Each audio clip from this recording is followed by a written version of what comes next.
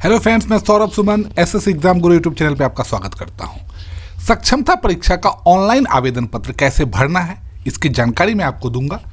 आप सोच रहे होंगे कि ये आदमी तो लगातार एग्जाम का विरोध कर रहा था, फिर ये सक्षमता परीक्षा पर कैसे आया। जी नहीं, मैं ये कंडीशन पे तब आया हूँ जब एग्ज़ाम ऑफलाइन हो, एग्ज़ाम का डेट बढ़े फॉर्म भरने का, जो शिक्षकों की मांग है कि उन्हें नौकरी से नहीं निकालने का वादा पूरा हो, जो भी शिक्षकों की मांग वो 3 ऑप्शन वाला नहीं रहे, तब ये फॉर्म भरें। अगर फॉर्म भरने की ज़रूरत पड़ती है तब, अगर उसमें कोई दिक्कत है तब आप इस वीडियो को देखेंगे कि आपको फॉर्म भरना है। और तब, क्योंकि देखिए एक चीज़ तो मुझे कल के आंदोलन के बाद ये पता चला कि एग्ज़ाम होगा, बहुत मामूली लेवल पर हो या जैसे भी हो, और उस एग्ज़ाम से पास और फेल से मतलब फेल से कोई मतलब नहीं, दिक्कत नहीं हो।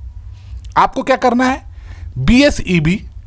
BSEB सक्षमता SAKSHAMTA.com पर जाना है।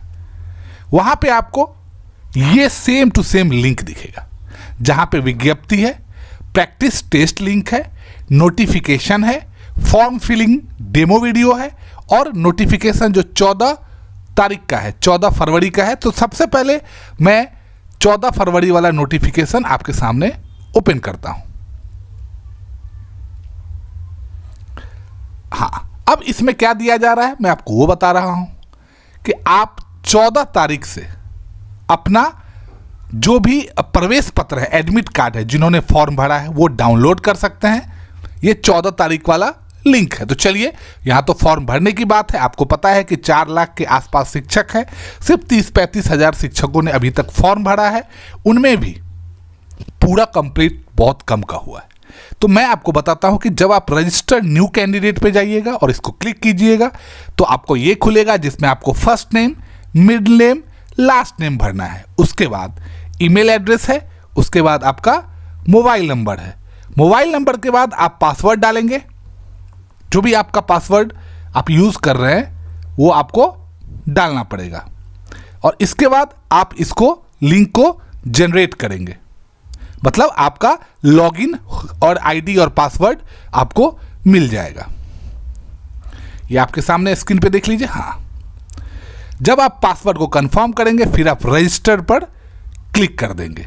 जैसे ही आप रजिस्टर पर क्लिक कर देंगे आपको ऑलरेडी रजिस्टर्ड का एक मैसेज आ जाएगा। तो चलिए, मैं आपको खुद का इसमें डाल के आपको 2 मिनट में आपको मैं मिलता हूं। मैं आपको एक बार खुद से लॉगिन करके दिखाता हूं। हाँ, तो देखिए मैंने लॉगिन कर लिया, और अब मैं जब लॉगिन कर लिया तो उसमें आपको आएगा आपका नाम जो आपने लॉगिन में डाला है, आपका जेंडर यहाँ देख लीजिए, मेल, फीमेल या ट्रांसजेंडर, डेट ऑफ बर्थ आएगा। उसके बाद आपको डेट ऑफ बर्थ को फिर से री इंटर करना है। एक मिनट, ये थोड़ा आगे हो गया, मैं एक पीछे कर लेता हूं।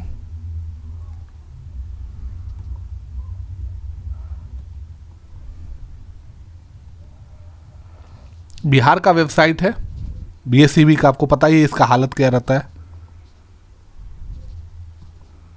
आधा चीज तो इसमें दिखता ही नहीं है।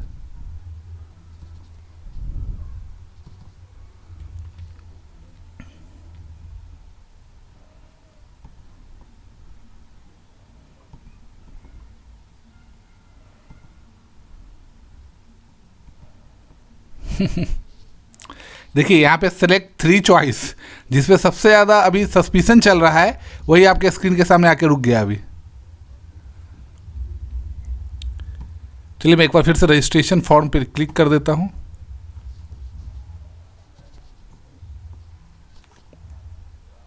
चलिए, वो ये आ गया। उसके बाद कैटेगरी आपको 2 बार री इंटर करना है। फिर आपको कैटेगरी का सर्टिफिकेट आपको अपलोड करना है। जैसे अब मैं आपको ये दिखाता हूं कैटेगरी में क्या क्या है, general, EWS, EBC, BC, SC और ST। तो अगर आप जो भी सिलेक्ट करेंगे आपको उसका PDF यहाँ पे अपलोड मतलब करना पड़ेगा। उसके बाद अगर आप डिफरेंटली एबल वाले में आते हैं तो आपको वो डालना पड़ेगा। देख लीजिए, मोबाइल नंबर, ईमेल आईडी,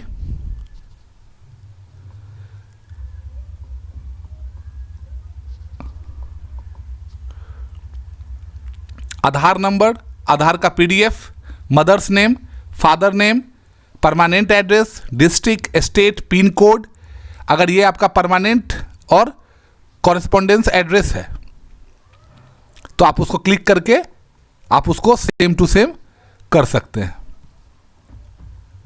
एक तो मैं इसके कर्सर से परेशान हूँ, ये साइट के आधे टाइम ये पिच नीचे ही नहीं होता है। चलिए अभी हो रहा है। फिर आपको टीचर का इंफॉर्मेशन अब आया।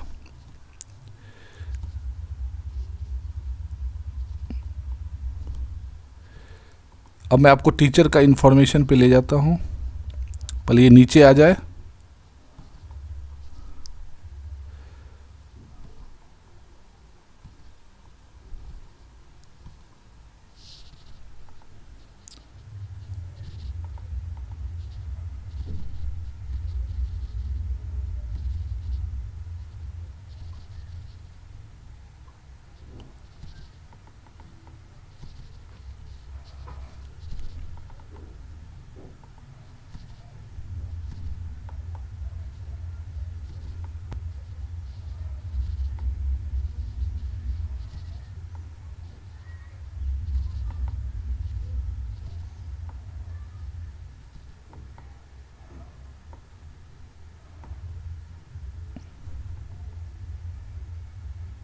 चलिए मैं नीचे से ऊपर की तरफ ले जाता हूं।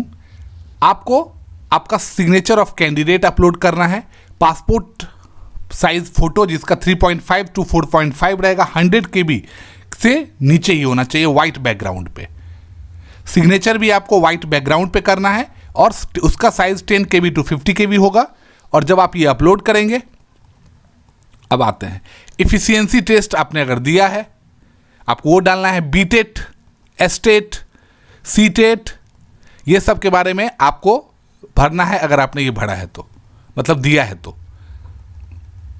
अब आपका क्वालिफिकेशन, वो भी ट्रेनिंग का, जैसे डीएलएड किए होंगे, एसटीटी, मतलब जो भी है, बीएड किए हैं, अदर देन एबव, तो आपको उसका board, university, school, passing year, full marks, marks obtain और डिवीज़न लिखना है। और आपको मार्कशीट और सर्टिफिकेट को एक ही पीडीएफ में बना के मर्ज करके अपलोड करना है।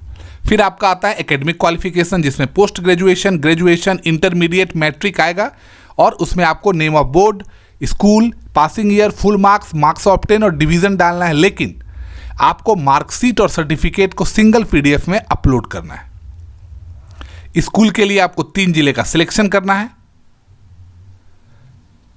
3 जिला जिसके लिए झंझट चल ही रहा है, आपको पता है। स्कूल डिटेल में आपको स्कूल का यूडायस कोड, स्कूल का नाम, ब्लॉक और वर्तमान पदस्थापित जिले का नाम। अगर आप अपना नियोजन जो आपका हुआ है, जैसे अब हुआ है, उसके लिए आपको टाइप ऑफ टीचर, सब्जेक्ट, नियोजन लेटर नंबर, नियोजन डेट, टाइप ऑफ नियोजन यूनिट किसने किया है और वर्तमान पोस्टिंग की नियोजन इकाई का नाम।